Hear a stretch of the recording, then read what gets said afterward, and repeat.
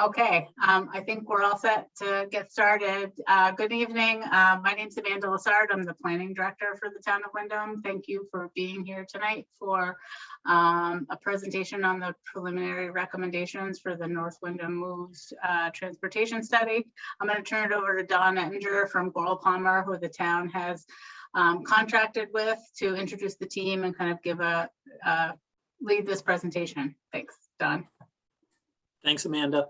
Good evening. My name is Don Ettinger. I'm the study manager for this assignment. I'm a principal with Goral Palmer. I'm here also with Ben Smith, principal with North Star Planning. He and I will tag team our presentation tonight. We have two other panelists here you see in front of you. First is Barry Tibbetts. He's the town manager. And we have Marty Rooney, who is the study manager for Maine DOT. So they'll be available during the Q&A session. So with that said, I'm going to start sharing my screen and give you, go ahead. Oh, I just wanted to say logistically for those watching, there is a Q&A box that you could type questions in during the presentation, and then we will be reviewing those during or at the end of the presentation, and you'll have an opportunity then to ask questions live as well. Yeah, so our game plan, folks, is to do a presentation for you. It's probably going to be 20-30 minute presentation. It will highlight what we've done over the summer months, and what our preliminary recommendations might be as it relates to the study.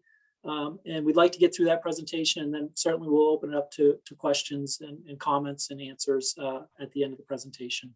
And there'll be more opportunity. We'll talk a bit about access to the information during or after the public meeting. So I'll start by sharing my screen.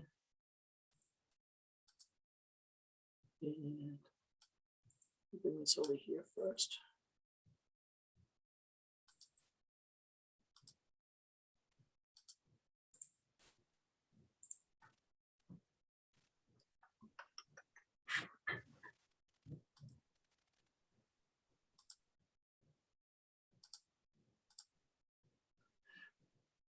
All right, so if I did this successfully, you should be seeing the opening slide.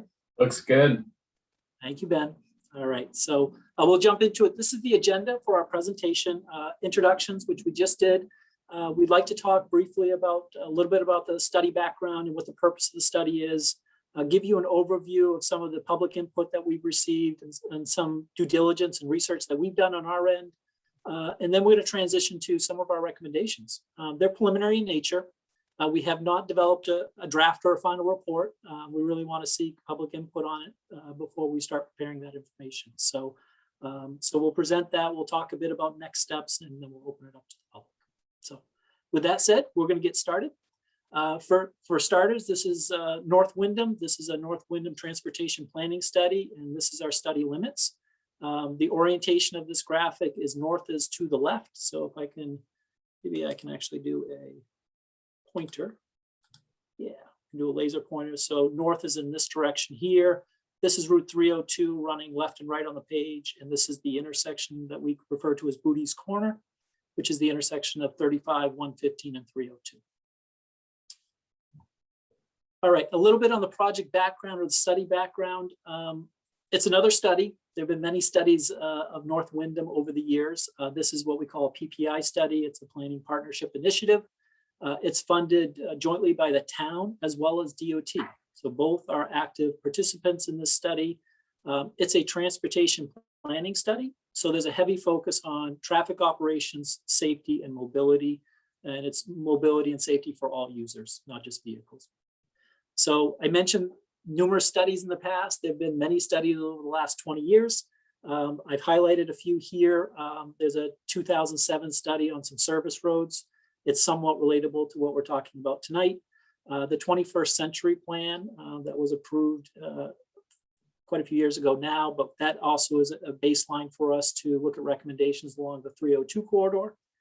And then most recently, a comprehensive plan approved by the town. So it's important to understand what the project purpose is or purpose and need. And really in a nutshell, we're looking to improve local accessibility to this downtown district while improving regional mobility and safety for all users. In a nutshell, we could grow that discussion to be a lot more, but in a nutshell, that's what we're focused on trying to achieve. In terms of some of the needs, anybody that drives through this corridor knows there's heavy traffic backups, particularly seasonal and weekend traffic, commuter traffic. And so we're trying to address that and make traffic flow better. We're also looking to improve our options for bikes and pedestrians through the study area. We want to make sure whatever traffic recommendations we make or transportation recommendations we make, that they align with the town's goals for land use, economic development. Ideally, we want to help shape a future quality of place for North Windham. So some of the things that we've heard so far, obviously traffic and safety conditions continue to get worse over time. We want to make sure that we can reverse that with the recommendations from this study. We want to focus our recommendations primarily to the north of the study area. From say Booty's Corner to the north, we are going to recommend improvements on 302 south of it, but for the most part, we want to look at that area. That is the North Windham heavy commercial area and where we have a lot of our traffic concerns. There was an online survey that was put out by the team back earlier this year, it might have been April timeframe or March, just soliciting information from the public. A couple of things that we did receive feedback on was, notation that drive-throughs, business drive-throughs in this area have an impact on the operations of 302 with traffic backing up into the roadway. And just a lack of options for roads. You've got 302, but you don't have a lot of secondary roads to get around this area if you want to. So we had a public meeting. Our first public meeting with this study was in May. And we talked about some potential scenarios of building some new connector roads parallel to 302 and talked about what we might want to do on 302 itself. And some of the feedback we got from the public on that is, yes, we should be making improvements on 302. Let's try to limit left turn movements. Let's look to close or consolidate driveway entrances. Let's improve bike and ped accommodations. If we can enhance the appearance with streetscapes, let's consider it. There was very strong support for local connector streets, parallel streets to 302, received a lot of support. And the comments that the town should take a proactive role if those streets are built, how we provide connections with local streets. And making sure we don't lose sight of transit and bus service through this corridor was also a notation. So from that public meeting, we've done some further reconnaissance and investigation. First thing we did is we looked at this study area and we looked at crashes within the study area. So we found that there were a lot of high crash locations. The graphic here attempts to demonstrate that. So if you look at the visual on the right, you'll see some red circles. Those circles would be intersections that are considered high crash locations. If it's a red line, that would be a roadway segment that's a high crash location. The yellows are not officially a high crash location, but they've received more than 15 accidents in the last 3 years. So by definition, a high crash location is a location where it has 8 or more accidents in a 3-year period and a critical rate factor of greater than 1. What is a critical rate factor? What is that? It's a technical calculation that compares accidents and types of accidents, severity of accidents at this location with other locations throughout the state. So why is this important? Well, it's important to understand the types of crashes, the patterns of crashes, and what are the contributing factors to those crashes so that we can make recommendations to try to eliminate those reasons why those crashes occur. So our recommendations along 302 will be to make that corridor safer for the traveling public. The next 2 slides here discuss a bit about traffic analysis. So any transportation planning study, we need to look at traffic analysis. So data was collected, traffic data was collected. We determined traffic volumes, current year and future year volumes. And then we went ahead and tried to model it. We put it into an engineering model, ran it through, and it would project what the levels of service are. How well does traffic flow through this area? We did that for the existing condition, and then we projected it out 20 years. Year 2040 is what we projected it out to. And we wanted to understand how is traffic going to flow in that year if you do nothing, a no build. If you don't do any improvements, how well is this corridor going to function and operate? It's safe to say it doesn't function and operate great. It's bad today, and it's going to be even worse 20 years from now. So why is this important? Well, this is very helpful to us. This sets a baseline for us. If we did nothing, this is what we're going to be dealing with in 20 years. Well, when we look at new scenarios, improvements, new connector roads, how might that influence those operations in 20 years? So this is our baseline that we compare our proposed options with. So this graphic here, this slide talks about some of the proposed options we looked at. Some of the further slides will show you, but we've looked at 3 connector roads. We looked at a connector road to the east of 302, to the west of 302, and we actually have a small segment that we call a middle connector. And when we analyzed those, we had to determine how much traffic would those new roads pull off the 302 corridor, the state roads, because we feel they will. These are local connectors. It's very important to know these are local connectors. These are not bypass roads. We're not intending for this to be bypass traffic. We want the locals to use it to get you access and easier access to these businesses. So we did that. We ran some analysis with those, and we determined how well those operated. And we compared them to each other and compared them to that do nothing approach. And we projected those out to year 2040. Again, it helped us understand, are these good options or not? Will they work from a traffic perspective or not? Will we improve the operations? So with that said, now we're going to jump right into discussions about some of our findings and recommendations. There's really, I think, 3 buckets or 3 focus areas. And I'm going to hand it over to Ben to start that conversation. Great, thank you. The preliminary recommendations seem to be falling into 3 categories, three types of recommendations. And the first one is really an observation about what we call the missing middle of the road network. And we'll talk about that in a moment. Don has mentioned specifically of Route 302, and we do have recommendations for 302 on its own. That is the backbone of the transportation system in North Windham, and it is an important asset that we need to pay attention to, a critical part of this effort.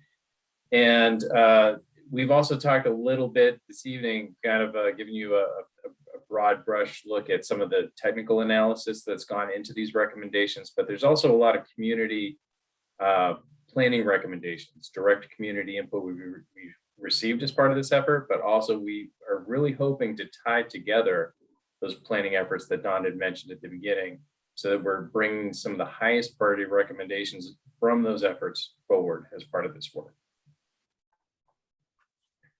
So the missing middle is what we're calling it. There's a diagram that we got off the Federal Highway Administration website here. It's included as a graphic on this slide, where we are trying to show, and what this graphic shows is that different types of roads have different types of jobs. Interstate system, major arterials, those are the biggest roads in there to carry people through an area. They go from one region to another. And on the other end of the scale, there's local streets, which are about providing access to businesses and homes. And there's a number of streets that you can all probably think of in your daily lives that you use that are in between. And what we found is that North Windham is very reliant on arterials and major streets. Those are the 302, the 115, 35 roads. And it's very reliant on parking lot aisles, informal cut-throughs, private roads. And there's not a lot to support the types of traffic and the scale of traffic that we would expect to see in a place like North Windham. Taking a critical look at it, that's what we found. So with that, I think introducing that concept is going to set up some of the next few slides worth of recommendations that Don is going to want to provide an overview of. Yeah, thanks, Ben. So I'll jump in. So Ben had referenced in the previous slide here, minor collectors and local streets. Let's talk about minor collectors first. They seem to be missing.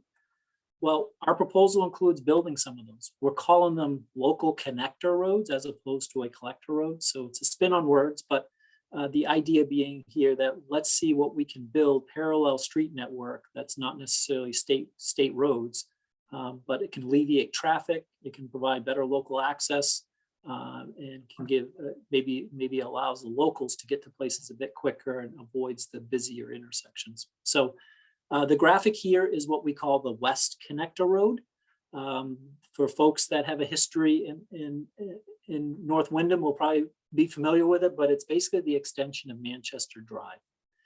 Manchester Drive was built from Route 35 up to Lowe's, and then I don't think it was extended, but if you go up there, it looks like it should have been extended. So we're carrying through that process, and we'd like to extend it up to White's Bridge Road. There are two utility corridors in this area. There's a Portland Pipeline corridor and a CMP corridor. We're going to share location with those as we travel to White's Bridge destination. In doing so, we'll have connections obviously with White's Bridge Road here. And I guess to give you a bearing on this graphic, this line here is Route 302. This is White's Bridge Road, and I'm going to move my screen over. This is Route 35 here. This is Booty's Corner here to give you perspective. So north is in this direction, heading towards Raymond. So Lowe's is here, Walmart is here. This is existing Manchester Drive. What we would do is build off of that and build to the north, tie in at White's Bridge Road. We would have connections or proposed connections with Landing Road, which is the street that is near Walmart. Also Trails End Road, we would provide a connection for. In laying out this corridor, we're showing you our recommended location, but it's important to note that we looked at multiple locations. And in doing so, we considered current and future land use. We considered parcel information. We considered natural resources, environmental resources and constraints, historic resources. So we had a lot of GIS layers that we could overlay and see what our constraints were.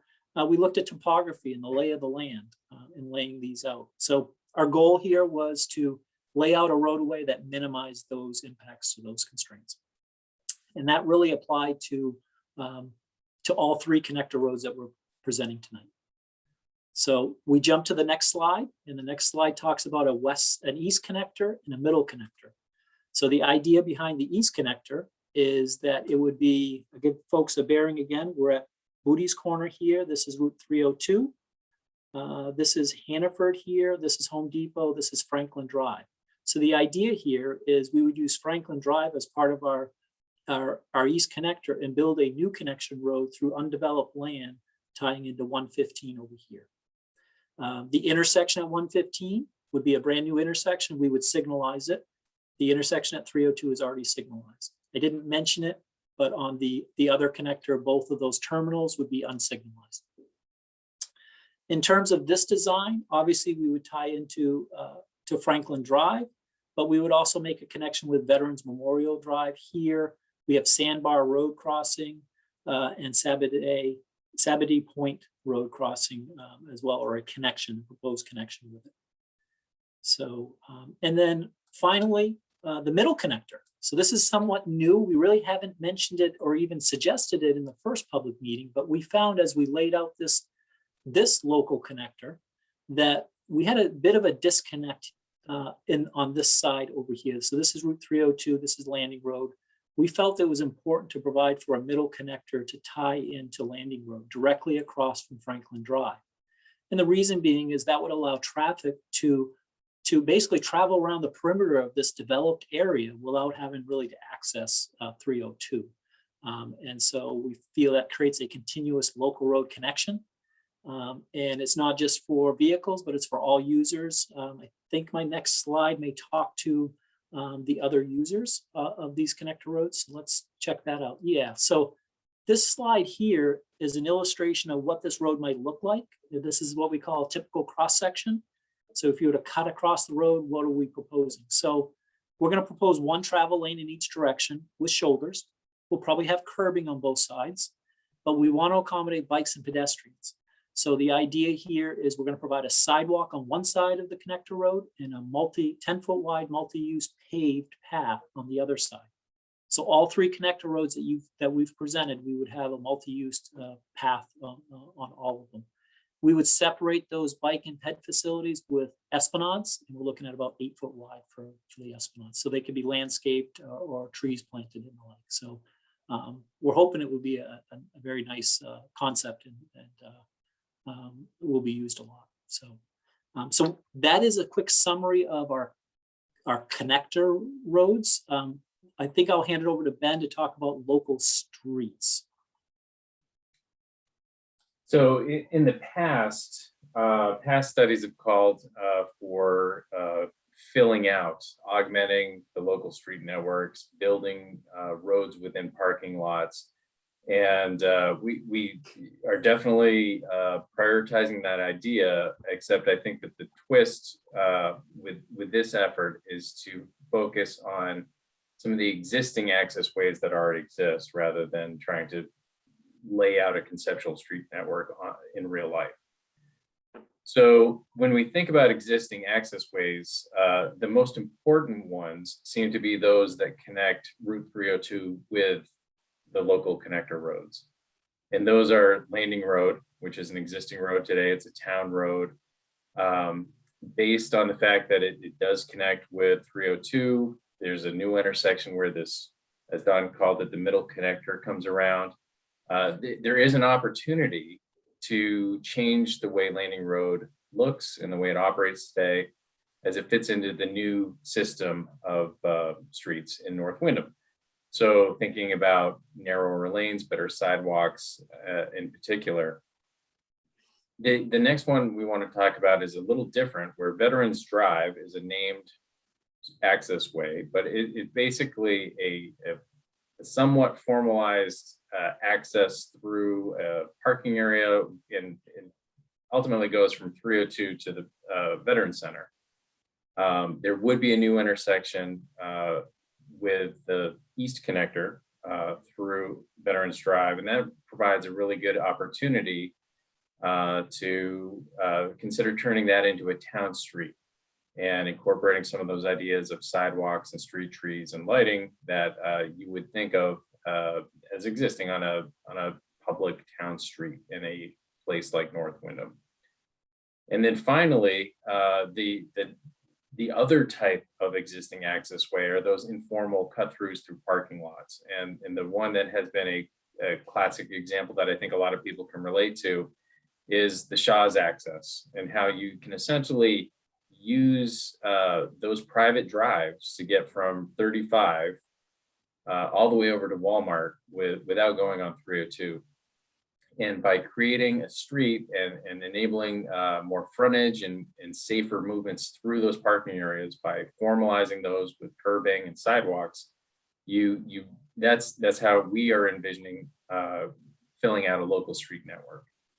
Longer term, I think there's other connections and other types of improvements that we're including in preliminary recommendations that have to do with connections from residential areas on the periphery of North Windham, and how those thoughtfully and safely connect to the larger system as we integrate land uses in North Windham and start to diversify the things that are happening. In the future, it's going to be much more desirable to have some of those connections made. So thinking about Oak Lane on the east side, Savity Point connection, as Don mentioned, on the East Connector, thinking about a Basin Road connection over to Manchester Drive are all things that are part of the preliminary recommendations for more of the local streets, the next level down from these connector roads. Okay, so Ben had those 3 topics, 3 areas of recommendations. That summarizes the first area. The second was what's happening on 302. So let's talk about that briefly. I will say in terms of our graphics, our recommendations, we're going to be posting a lot of this on the website. I'll talk about it a little later in the presentation, but I want folks to know that there's a lot of information, a lot of content here that we're not presenting tonight, but it will be available on the website for you to review. And we're going to encourage all folks to go take a look at that information. So in terms of Route 302, it's a state road, high traffic volumes. We took some of the recommendations that came out of the 21st Century Plan, recommendations based on site visits and review, recommendations based on some of that traffic analysis and safety analysis that we did, that due diligence. And from there, we're coming up with some short-term recommendations. They're highlighted here on the screen. For starters, there's a couple of recommendations that are here that really aren't part of this project. They're separate from this project. But one is the incorporation of adaptive signals, traffic signals through this corridor. I think there are 5 signalized intersections. The town has separate funding to move forward and to upgrade those intersections, the signal equipment on those intersections, to make the intersections run more effectively and efficiently, is really what it boils down to. They also have some separate funding to do some sidewalk improvements along 302. So they'll be starting on that separate from this study. Now, with that said, our study is going to recommend a variety of things. For starters, new lighting. So we have the existing corridor is lit with utility poles, and it's every other utility pole has a light on it. At a minimum, short term, let's install lighting on every utility pole through here. This corridor needs to be better lit, is what the conclusion we came to. Secondly, wherever there are not sidewalks on both sides of the street of 302, we should be recommending adding sidewalks. We are recommending that. Let me clarify that. And also at intersections, we are recommending crosswalks on all legs. You have numerous signalized intersections that just have crosswalks in certain locations. With installing sidewalks completely on both sides, we will be providing crosswalks around all quadrants of those intersections. There are some sidewalks out there today that are not compliant. They don't meet design standards today. So those areas we are recommending rebuilding those. And then also center medians. So particularly in the area of Booty's Corner, we have a lot of accidents. We have a lot of driveway openings. We have a lot of left turn movements occurring at a very busy intersection. Our recommendations will be to install 4-foot wide center medians at that intersection. So that will be part of our recommendations. Continuing on, we're going to consider installing center medians at other locations. At a minimum, we want them at Booty's Corner, but there may be a need to extend them further north, heading up in the direction towards Franklin Drive. Heading to the south of Booty's Corner, we are considering a need for a center turn lane. So north of Booty's Corner, you have a 5-lane section, 2 lanes in each direction and a center turn lane. When you go south of there to River Road, you don't have that. It's just a 4-lane section. So folks that are trying to turn left, they're doing it in those high-speed inside lanes, and it's very unsafe. So we're considering recommending extending that center turn lane all the way down to River Road. Access management. This is a common theme from the prior studies. Really need to focus hard on access management through the Route 302 corridor, looking at closing, reducing, or consolidating driveway openings. And then finally, intersection improvements. So based on our modeling and our traffic analysis, we have some intersections on 302 that we need to change the geometry of. We might need to extend a right turn lane or a left turn lane, things like that. And where we have these new connector roads tying into existing roads, we obviously are going to be making some geometric improvements there, adding in turn lanes on existing roads. So, so with that said, that's short-term discussions. Ben has visualized maybe long-term what 302 could look like, and the next few slides we'll talk about that. So it's all yours, Ben. Great, thank you. I think the types of things that Don is talking about are things that who've been following North Windham issues for a while are going to find familiar. They have to do with the kind of place and the environment of 302. But they also do have some functional impacts as well. So thinking about pedestrian scale lighting and trees, Don had mentioned, the immediate need for additional lighting, but I think that, certainly thinking about North Windham as a place that is going to be an important recommendation.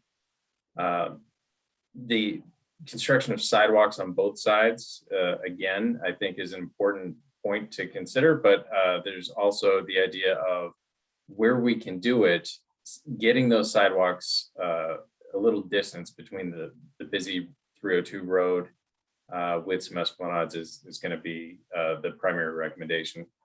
And as Don mentioned, thinking about those landscaped medians with well-considered breaks. So what that means is we are keying in on that concept from the scenario work earlier in the summer about keeping as many left turns as we can limited to those intersections that have traffic signals. And also recognizing that, especially north of Franklin, there's more space between those signals, and there could very well be a need to create some openings in that median to get people across. So that said, they also do serve important roles around traffic calming and the kind of place we're talking about. So that does lead into this third category of recommendations around tying this all together with some of the other community development and community planning work that's been going on in Windham. The first is kind of revisiting. Don had highlighted the multi-use path. In our preliminary recommendations, that multi-use path is part of a network.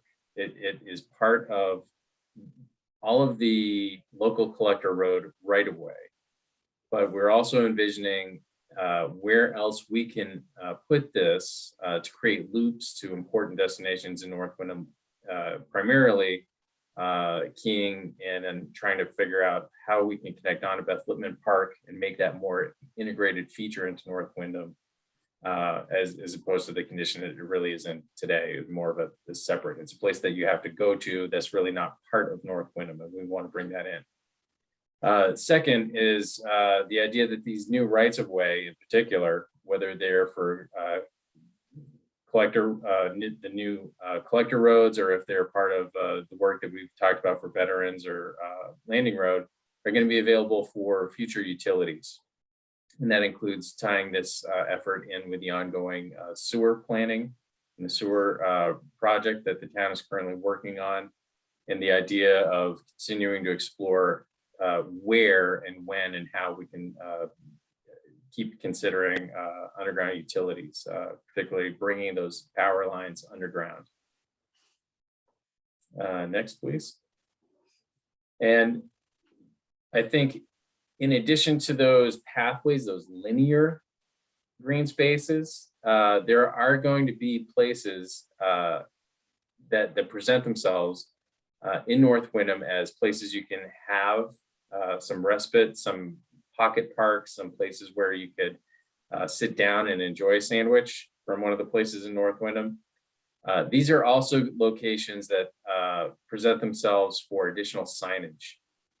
And in particular, that could be the type of signage that Windham's been talking about for a long time, those digital message boards for community announcements, events, and those changeable message boards that people have seen in other communities. That should definitely be part of the work that we're talking about here as well. One additional thing that we have discussed as a team specifically is how new road frontage is going to contribute to a deeper development of place. And what that means is, instead of relying for every trip and every car to need to go on 302, by providing some of these additional networks that start to give people more options to travel, you're not only reducing traffic, but you're introducing new opportunities for economic development as well. And finally, shared or off-site parking. The town has made a lot of zoning changes, which include parking reform. And I think that by thinking about how parking fits into the scenario of land use in North Windham, this is an opportunity to start thinking about where can we have opportunities for shared parking, or for parking that will be in a central location where people can drive to North Windham and then get out and walk around and spend an afternoon doing the things they need to do without getting in their car for every single trip. And so I think, you know, there's just a few thoughts here. We're coming near the end of our presentation. I know there's some questions coming in, but I think it's important to revisit why we're here tonight, why the town asked Goral Palmer and the team to take a fresh look at this, And it really is because North Windham is such an important part of the community. It's where, excuse me, the grocery stores are, it's where the movie theater is, it's where people go to get their haircut and get food. And more, it's where people are choosing to live. So North Windham is a pretty complicated place. It's a complex system, and there's a lot of pieces and a lot of discrete elements that all fit together to make North Windham. And as you see in this graphic over on the side, transportation is a part of that, but it's all tied in with some of the other infrastructure things that we touched on, the land use and ordinance policy decisions and updates that have been happening over the last few years. So a lot of you know this, but I think it is worth mentioning too, just from a bit more of an outside perspective. When people think of Windham, by and large, they're thinking of North Windham. And if Windham is the gateway to the Lakes region, then North Windham is really the front door. This is the first impression, and in many cases, the only impression that people have of Windham is what they see and what they experience in North Windham. So as we look at these next couple of slides, this is North Windham. This is Route 302. It's a lot of cars. As we look at this image, it's really a tunnel condition. It's kind of framed up with these span wires and utility poles and signage. And that really focuses people's view. And they're, not on a leisurely Sunday drive, they're on their way through the area in a lot of cases. So I think an important part of this is really about the kind of community and the kind of economic development opportunities that are going to be available in the future. This work is a big part of that. And as we think about the transportation system specifically, this is a system of roads that do not work for everybody today. Options are limited, as we talked about, by mode. It's a very car dependent place, and there aren't a diversity of streets that people can choose how to get around and to do their daily errands. It's an incomplete sidewalk network, and it isn't a place that people choose to spend a lot of free time or their leisure time. Again, these folks are probably not out for a joyride. They're on 302 because they've got very little choice. And finally, here's another version of the tunnel, which is really defined by the darkness. We talked about lighting, and a lot of people think that's kind of a nice to have or something that we can add to a project, but it really is critical to place. It is critical to the experience of the place. If it wasn't for headlights, we might not even be able to see these sidewalks. The tunnel is framed up by the dark parking lots, the buildings that are far back from the street. And again, these folks aren't moving too fast in this picture. This is a Friday night in the summertime, but they're probably not going to be terribly motivated to get out and explore the area. They've all got destinations in mind.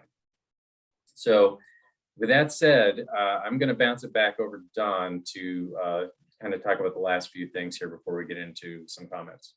Yep. Yeah, we're pretty close to being done. A few more slides. So this is kind of a random slide, but I think it was relevant to the presentation, its coordination, its costs and funding. So it's important to note that we've been coordinating this study with the town and with the DOT. We went several months with weekly calls to kind of flush things through, talk about our design, our analysis, our findings, have them review it, get feedback, fine tune things. So it's been a work in progress, and it continues to be. We're getting close, but it continues to be. In terms of costs, we're projecting construction costs to be $6 to $8 million. We'll have more accurate information when we put the report together, but that would be construction costs. That doesn't include the ancillary costs of engineering or inspection or land purchase, that type of stuff. So we'll have to factor that in when we do the report. And I think that's also just for those things in yellow in this graphic, right, Don? It actually does include some 302 improvements. So it was in our draft slide, I implied it was connector roads only. It's not. It includes 302 as well. So, and then funding options. So, it's not a cheap date, correct? And so the town has taken a very proactive role with this. We've been trying to support them through the process to demonstrate that this is going to provide a benefit to the state road networks. And by doing so, the state's seeing the benefit on their system, so they should contribute to some of the funding of this work. So it's an ongoing conversation, but it's an engaging conversation, and both parties have been formally engaged in it. So we're optimistic that our recommendations will continue to go in that direction, and that we'll get the town will get funding support moving forward on this project. So to start wrapping up the summary, we mentioned those 3 areas of focus for this planning study. We looked at 3 different connector roads. All of them provided operational mobility and safety improvements, and they all provided better improvements in a no-build scenario. So all 3 passed the purpose and need test. All 3 will be recommended in our study. If it's being phased, which do we build first, second, and third? We're not exactly sure at the moment, but it might be the east connector, followed by the middle, followed by the west. And then 302, we have some short-term recommendations that we're going to come forward with in this report. And then we have some secondary longer-term recommendations that we're also going to publish in the report. But those are going to need to be further fine-tuned with the town's vision, and they're going to need to work with property owners to kind of see that vision through. In terms of next steps, we're here tonight to start input and feedback from the public. That will continue for the next few weeks. A lot, like I kind of mentioned earlier on, we will post all of this on a website.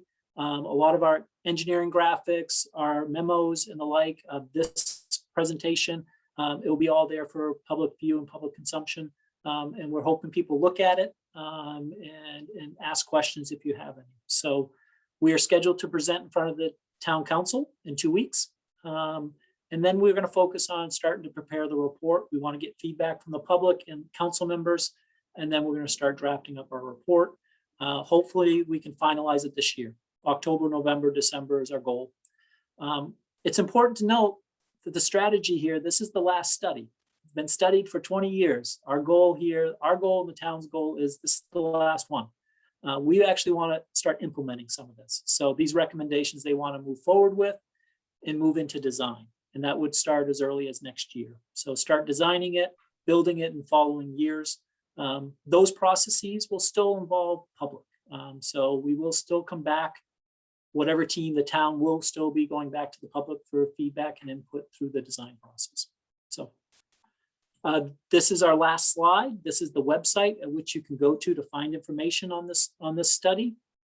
We also provide Amanda Lassard's contact information, her email, should you want to reach out to her. And we're hopeful that we can get comments between now and our town council meeting the middle of October. And I believe that concludes, that does. I will stop sharing. Maybe that concludes our presentation. I was just gonna say, maybe we could leave that last slide up for a few minutes and people could have a chance to copy down the website or the email address. Or we can come back to it at the end, but I think that would be good.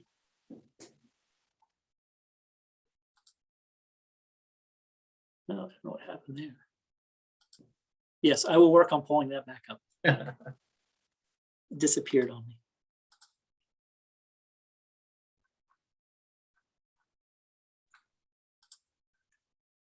So I know that there's questions starting to come in, have been coming in, and we want to get to those. Is the best way to do this, Mandy, you think, just kind of read down through in order that those happen, or do you want to kind of integrate questions from Facebook and with the folks who are connected by Zoom?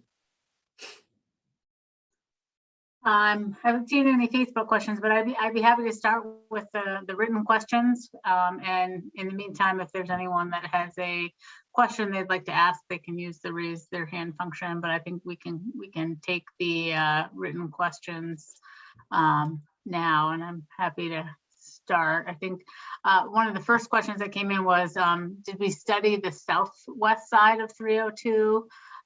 considering extending the connector road from Manchester Drive to River Road? I'll answer it first. We did not. We had originally talked about it internally, but we were really directed to focus on the north side first. That is where we have a higher crash rate. That's where it's more developed. That doesn't mean that in the future, that area, that quadrant is not visited in the future. So it was just a decision was made that we should really focus on north of 35 and 115 for this effort. And I think part of the rationale for that too is trying to be pragmatic and with the goal of building improvements rather than planning so much that it becomes unwieldy and difficult to implement. Yep. I think this question came in before I think you actually answered it in the presentation about maintaining um, to keep utilities underground on the new roads where applicable. That is part of the recommendations. Yes. Okay. Question about the center medians everywhere. And will we be creating some reverse direction points? It's a great question. We've talked about that internally and with town staff. At the moment, I would encourage folks to look at the graphics for the connector roads. And we could argue that the connector roads that are being proposed are your turnarounds. That should get you access to the businesses without having to build separate, isolated, I call them jug handles or mug handles. If there's a need down the road for those reverse direction little turnarounds, we can certainly consider it. But at the moment, our response to that is we feel that building these connector roads will allow you that access to reverse directions and get access to businesses that currently require a left turn movement to get into. You can actually pick your traffic pattern such that you can get to it with a right turn movement.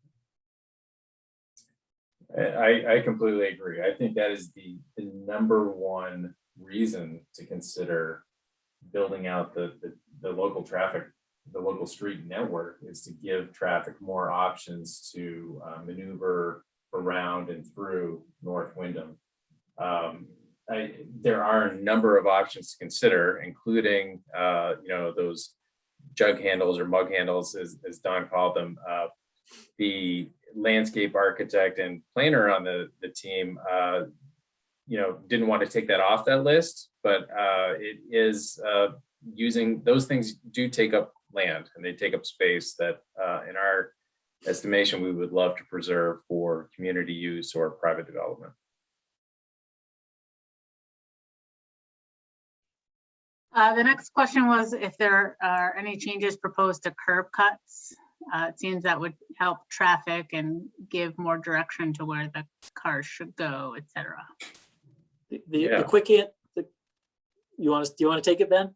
Sure, I'll jump in. Yes, the quick answer is absolutely. I think that is a very central part of the Route 302 recommendations, in both the short-term recommendations that Don laid out, as well as the longer-term recommendations that I touched on. I think in the short term is, the idea is really focusing on driveways and access around Booty's Corner. And that's the median discussion and the concept that Don had illustrated. I think the longer term is really from the Shaw's Light north to Anglers Road, where, we did talk a lot about that in past planning efforts. And I think that the idea becomes much more feasible to discuss and implement with the addition of these local connector roads that will provide alternative access and other ways to get around. Building out Veterans Drive, for example, building out that middle connector are going to provide alternatives that companies and businesses can use for access, and really letting 302 do its job as the federal highway system, US Route 302, to carry traffic through and driveways are a big part of that. The number of driveways, the width of driveways, and that's really, I think, a central part of the recommendations. Yeah, I'd add to it, Amanda, that just say that our driveway modifications, reductions, closures, it does occur corridor wide. And so some of the graphics that we've created will show that. It may not be labeled, but you'll see a sidewalk running across the driveway that's intended to be closed off. So it does happen up and down the corridor. It's just, I would say that the short-term recommendations are, immediate things that we see redundancy, we don't need. The long-term recommendations along 302 is much more robust, where you're really providing access to businesses at the signalized intersections. So it's a kind of a game changer at that point, and it requires a lot of coordination amongst the different businesses in that on that block. So you provide access through the businesses. So that's what just takes more time and more coordination. But short-term, yes, we absolutely are looking at that. The next one's really more of a statement than a question. Someone's comment was that they want the town to remain a town and not a light looming in the night, where Westbrook's already ruined our nighttime sky, and they chose this area because we can still see the stars at night. They don't want to live in a bright light area. I think that's a point well taken. Yeah, certainly appreciate that. Question about, are there any changes planned to the speed limit on 302? None at this time.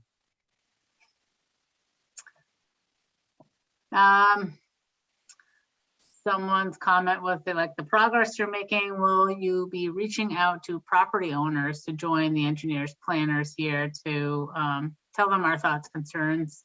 It's great to draw a pretty picture, but we drive through here multiple times a day and have insight that needs to be considered. I'll start. As part of this study, we're not planning on a reach out. We're hoping that those folks will will attend here and look at the graphics and reach out to us. This is the reach out. This is part of it. Yeah. Yeah. I will say, as the project moves into the next stages of design, there definitely will be more coordination happening. So this is not locked in place. It's going to be an evolution, but we're hopeful that they will reach out as part of this process to us and give us feedback, specific feedback and comment. And my personal hope is that to build on that, this is a community planning effort. This is a community transportation project, and as we get more and more specific with the engineering and the design, that's where more and more coordination at a more and more ground level is going to be taking place. So I absolutely agree that those conversations will be happening, and I think that's part of the next step of where this is going to be going.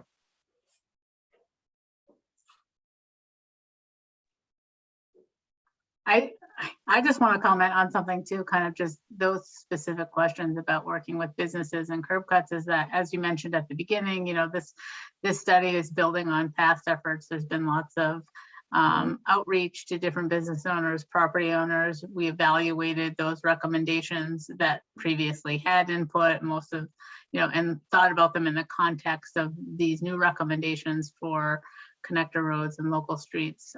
But yes, more input from property owners, I think will continue. There's the next question or statement was the pedestrians and bike paths are quite an exciting aspect of this project. Will you have renderings of what those will look like for upcoming presentations?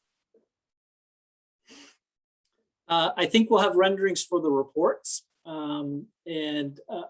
As part of this study, we're not planning any upcoming presentations aside from town council, maybe. Yeah, they'll be able to see what that might look like, in terms of real time. And I echo their comments. I'm excited about those too. I think it's a really cool feature of part of this recommendation, is this trying to create a multi-use path around the perimeter of this area and providing connections to destinations. I think it's a really cool item as part of our recommendations.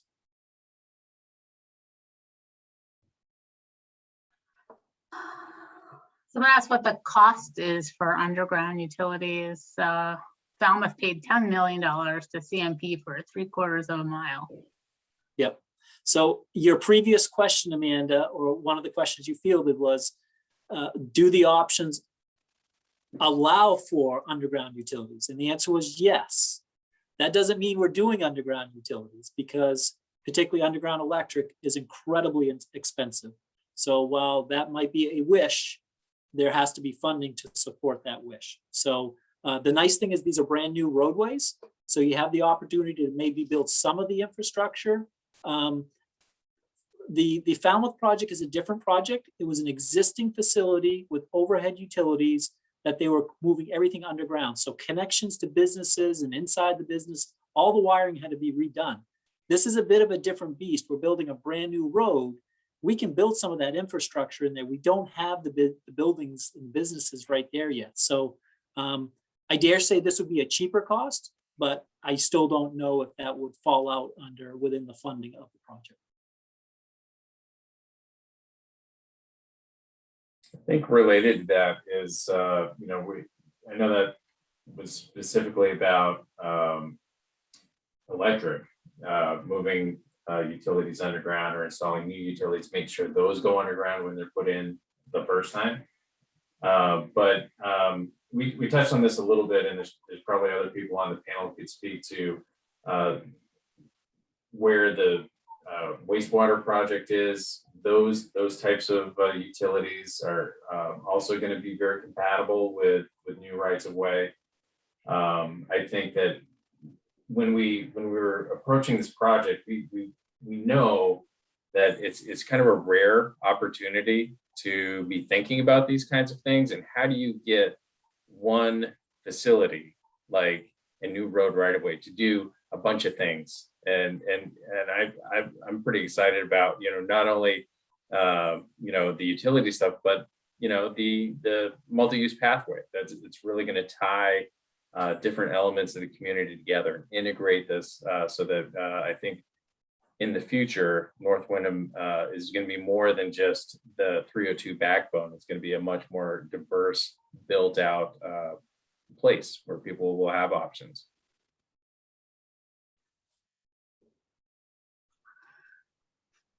It's kind of a safety related question.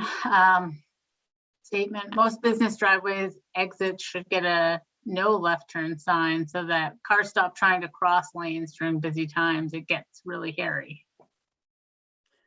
Yes, that person is absolutely correct.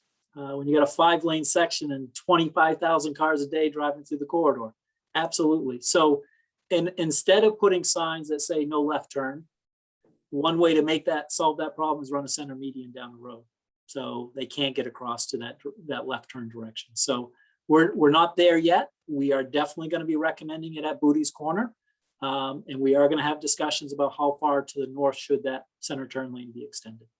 But yes, left turn movements on a 5-lane section are challenging at best, and with that volume of traffic.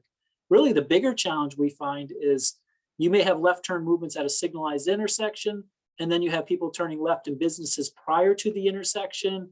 There are differential speeds. You end up with side swipings, weavings, trying to avoid traffic.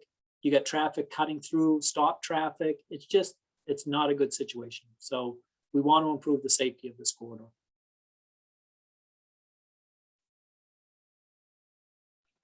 Yeah, there was just another comment about the need for barriers at Booty's Corner and the dangerous nature of turning traffic across those lanes. There's a good work comment. There also is a question about charging stations for electric vehicle charging. Will those be installed? And will you charge for them? Interesting. Yeah, I love that question. Very often, the current model is for the state to provide incentives for locating those at places where people gather. And if you think about, you see them on the side of the interstate at truck stops, you see them in Hannaford parking lots, you see them in LL Bean. I would love to see a destination like that in North Windham integrate some of that infrastructure. I think other communities are doing more, is starting to require those as part of the permitting process, X number of charging stations within certain types of projects. But go ahead, Amanda. I think I talked right over you. I was just going to say there was electric vehicle charging stations installed in the Hannaford parking lot adjacent to Franklin Drive. Perfect. Wonderful. And I think there's a fee to use them, but yes. Question about, another planning study happening concurrently. The PAX Transit Tomorrow plan has a light rail system running from Windham to Portland. Will this plan encompass that?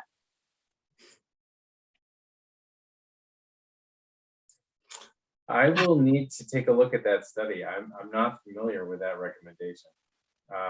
We have talked about bus improvements.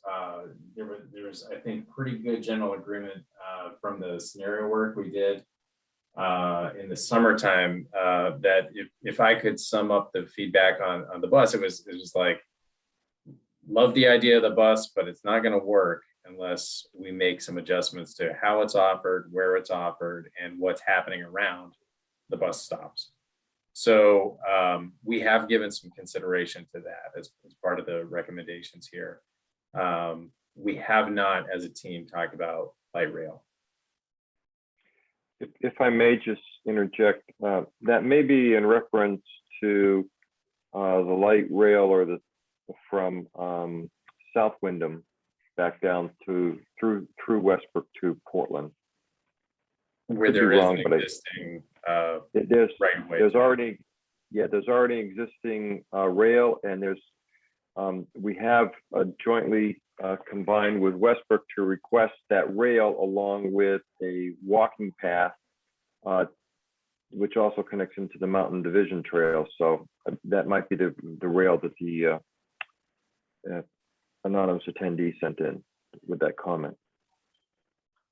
And I think the Mountain Division Trail is what a number of us have had in mind when we talk about a multi-use trail. That's really what we're talking about, is a wide paved place where you might see people on bikes, jogging, pushing strollers, those kinds of things, and incorporating that into North Windham is really exciting.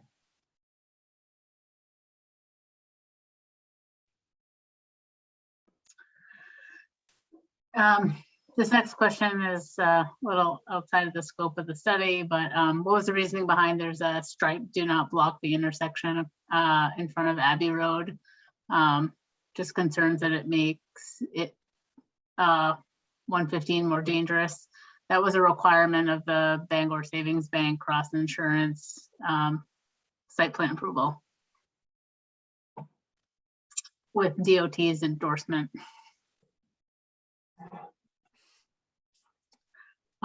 So that's the end of the written questions that I'm seeing. If there is anyone that wants to ask a question live, you can raise your hand and I can allow you to speak. Someone that doesn't have a name, but it's just listed as LM, I'll let you ask a question. Go ahead. You have to unmute yourself. There you go. Hi, thank you for this presentation. My name is Lawrence Manchester, and I noticed on your drawing that you had the extension of Manchester Drive curving northwest and then coinciding with the power line easement, the CMP easement, and its connection to White's Bridge Road. Are there any other routings that you're considering for that extension? The one that comes to mind for me is perhaps going more in a straight line and embedding it with the pipeline easement that is already parallel to Manchester Drive. Yeah, that's a great question. And to answer it, yes, we did consider that alignment. But when we try to balance impacts and all resources, the alignment that runs along Portland Pipeline was going to result in some property impacts, some building impacts, some displacements potentially. And so we felt that the alignment we picked would be an alignment resulting in less impacts. So we chose to go down the CMP corridor instead. And just as a follow-up, would it be embedded with the CMP power line? Would it be adjacent to it? What's even allowed there when you have that type of a very controlled easement situation? Yeah, the goal would be to co-locate. We did have conversations with Portland Pipeline about co-locating. We'll have similar conversations with CMP, and the idea would be to try to fit our road within their corridor, obviously avoiding their utility structures through that area. That's our goal, is to co-locate with them through their strip of land. Thank you very much. You're welcome.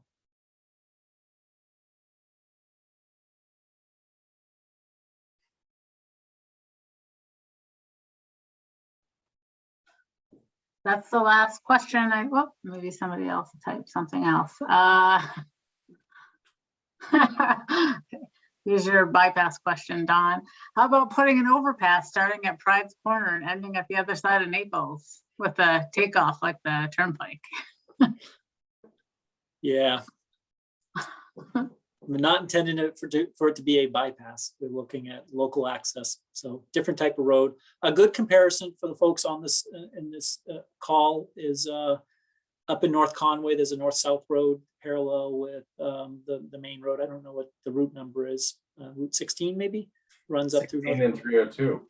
302. So the DOT ended up, or the town built a north-south road parallel, but east of it, it's not really signed as any route. It's more of a local connection road, and it's probably a good comparable to what we're trying to do in this area here. We don't really want this to be we definitely don't want this to be a bypass. We want the locals to use it. Obviously, folks that know it's there can use it, but we're not going to sign it to try to shift the regional traffic onto these roads. That's not our goal here. I think there is a likelihood, as we think about, getting local traffic off 302. We're not talking about an overall reduction in the number of cars in North Windham. This isn't about making traffic go away. It's about providing options for traffic to move. So that being said, I think the East Connector in particular would be an option that people would consider to get around Booty's Corner. And I think that, if you're going to the Turnpike from Naples or Raymond, a lot of people don't go through North Windham right now. I don't think they're going to start going through North Windham just because there's a connector. But as Don said, people coming from North Windham would probably find that an attractive option to get around that corner. I think it also has very important public safety implications. This has been identified for decades as kind of the pinch point in the transportation system. Is if something happened at that intersection. I remember Fire Chief Charlie Hammond saying, there'd be detours around Sebago Lake because there's no other way to get folks around. And I think that this is the recognition of that fact. And I think that that's another important benefit that we haven't talked. we haven't talked about that much tonight, but that is another consideration as well.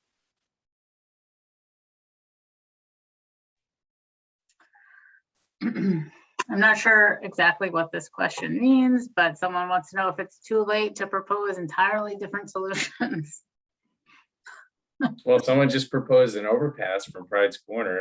It is not too late. I think we are taking comments on these recommendations through the town council meeting.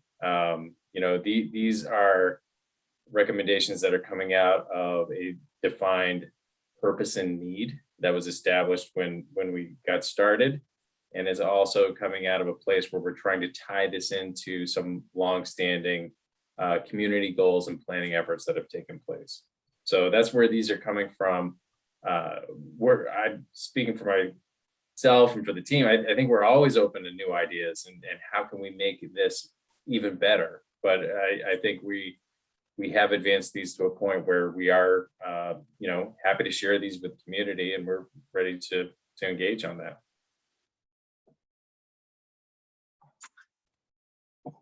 Well, this might be the last call. I'm not seeing any other written comments or hands raised.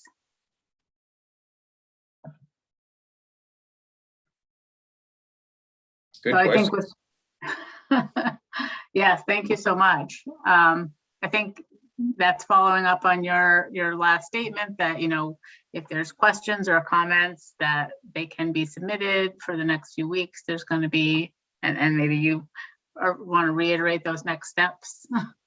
Absolutely. So, so we encourage everybody to go to the town's website. The information may not be there yet. I just sent it to the town this afternoon. So give us a day or two, but we will be posting as much of this information as we can. We have concepts, so we have just a lot of information. It's random, but it's relevant to today's presentation. Take a look at it.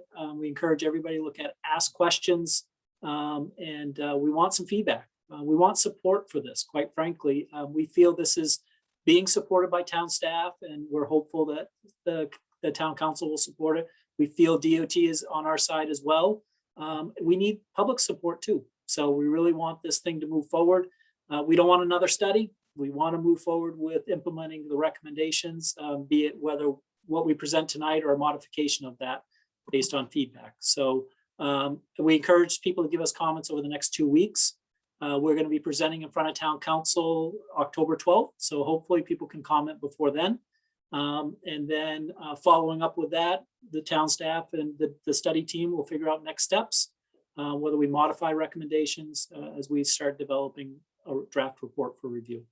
I think that report will be reviewed by internal staff, DOT and town. And then I think we make that available. I haven't mentioned this to the town, but I would assume we'd make that draft report available on the website for, again, public consumption and review before it gets finalized. So those are more things to follow over the next 2 months, maybe a little longer than 2 months. And we will post this, I think this video will be posted someplace as well. Yep, be on the website tomorrow with those other documents. So Excellent. thank you so much. I think we're going to call it a night. See you in a few Thank you. weeks. Thank you. Thank you.